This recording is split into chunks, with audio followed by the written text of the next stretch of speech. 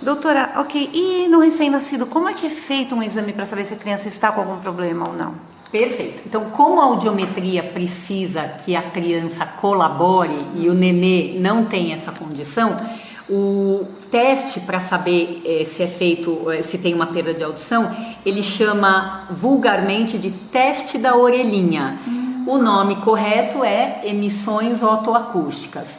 Hoje em dia no Brasil, aliás de uns anos para cá, esse teste já é considerado obrigatório nas maternidades públicas e privadas. Então, no que ele consiste? Depois que o nenê nasce, em até 48 a 72 horas, é feito o teste da orelhinha. Então, o nenê está dormindo e se coloca uma sondinha pequenininha numa orelha de cada vez, e essa sondinha emite um som. Prr, prr, pi, tá? Então, são sons baixos, rápidos, e que se o ouvido do nenê tiver normal, esse som vai da sonda até o ouvido, do ouvido até o cérebro e volta uma informação de novo para a sonda, de modo que a gente consegue captar. Aqui teve resposta, esse ouvido está funcionante, tá? Mas ele não é um exame tão bom, tão meticuloso como a audiometria. Então ele serve para mostrar para a gente uma triagem. O bebê passou ou o bebê falhou nesse teste das emissões otoacústicas. Doutora, é mito ou verdade? Que dizem, olha, o bebê não escuta com 2 meses. Isso, o que a doutora tem para falar?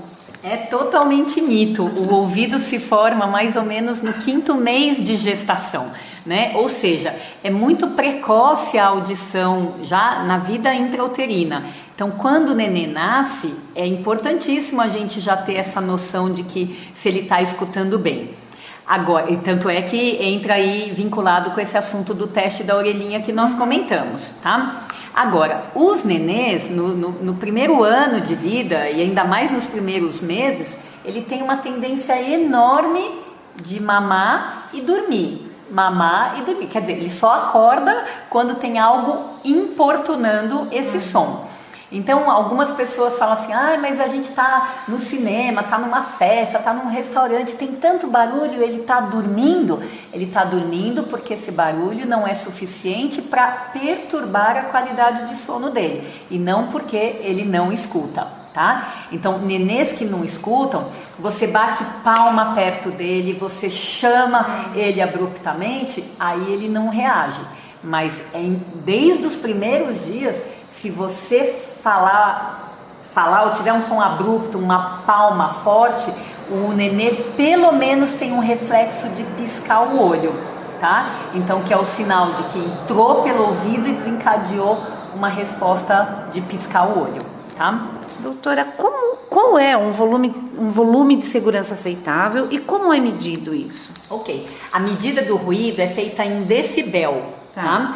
Então, a princípio, se aceita que num volume de até 85 dB, os nossos ouvidos estejam em segurança, mesmo que você passe o dia inteiro com algum volume menor do que 85, tá? A partir de 90 dB, os riscos de zumbido, de incômodo com sons e até mesmo da perda de audição vão aumentando progressivamente. E para determinar se um ouvido vai ou não vai ser estragado pela poluição sonora, a gente precisa de 3 fatores. Primeiro, qual é o volume desse som? Por exemplo, eu fiquei num cinema 2 horas, que eu tenho um volume lá de 90 dB, ou eu fiquei numa balada com a música no máximo, que tem lá 110 dB. Quanto tempo eu fiquei nesse ruído? Então, com que volume? Quanto tempo? Eu entrei e saí de uma balada e não gostei por algum motivo, então fiquei lá 5 a 15 minutos, ou eu fiquei a noite inteira porque ela estava ótima. Então, quanto mais tempo, maior o risco. E a terceira coisa, que é sempre uma incógnita pra gente, é quantos meus ouvidos são sensíveis ou são resistentes ao barulho naquele volume e naquele tempo que eu fiquei. Então, por exemplo, os nossos órgãos do sentido, a gente tem sensibilidades diferentes. Assim como a pele de uma pessoa mais clara é mais sensível ao sol do que a pele de uma pessoa mais escura, os ouvidos também são dessa maneira, os olhos também. Então, se os meus ouvidos forem sensíveis e os seus forem resistentes, e a gente entrar e sair juntas da mesma balada, quer dizer, a gente ficou no mesmo volume e ficou o mesmo tempo. Eu vou sair com o ouvido tampado, ou com zumbido, ou surdinha, e você vai sair ótima, querendo voltar no dia seguinte, tá? Então isso significa que o meu ouvido é mais vulnerável porque eu saí da balada diferente de como eu entrei. Isso já é um sinal corporal, um alerta precoce para a pessoa entender que ela é sensível. Quanto mais sensível, maior a chance de estragar.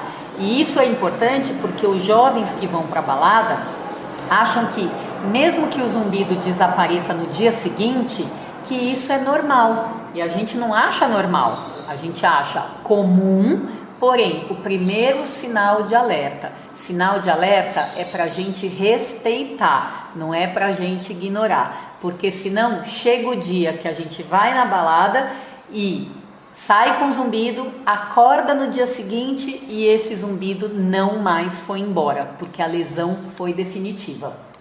Ok, agora, doutora, e de uma maneira bem simples e prática, a doutora pode elencar alguns exemplos de risco ou de aceitação do som, desse limite de segurança?